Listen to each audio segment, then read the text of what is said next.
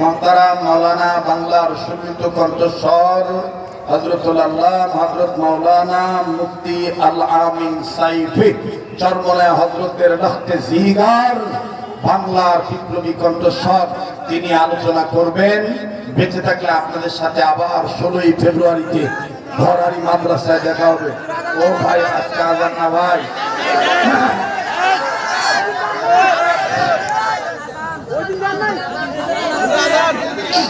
খালি মান্না মান্না আদান হতে চাস কোনদিন তো কইলি না তো দুনিয়ার 500 টাকা না এটা কমলা সিজন আছে 1 কেজি কমলা কিনে খায় খালি উদুরে 200 টাকা হতো কেউ দিলি না তো ওই বুদা উদা ভিড়ে জমে না কথা কয় না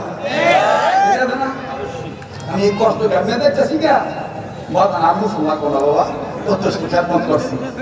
হ্যাঁ বড় আমি যখন ওয়াজ করতাম শুরু ভবনে তখন আমার এই রুহানি সন্তান তার বাবার সাথে ওয়াজ শুনতো মাঠে বসে বসে এবং তার বাবা ওই অডিও মোবাইল কানে নিয়ে নিয়ে শুনতো আর করতো ও আলামি এরমই পারো না বুঝলেন বাবা কইতো আর কি।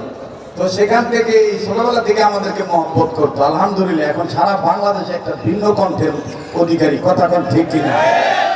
আমার ভাইরা আজান কি দিতেই হবে না? আজকে আজান না মাই গলা দেই তো এই দেই আর একটু বাড়া দেই এই গলাটা আমার ভালো আছে আজান কি দিতে পারি না লজ্জা করে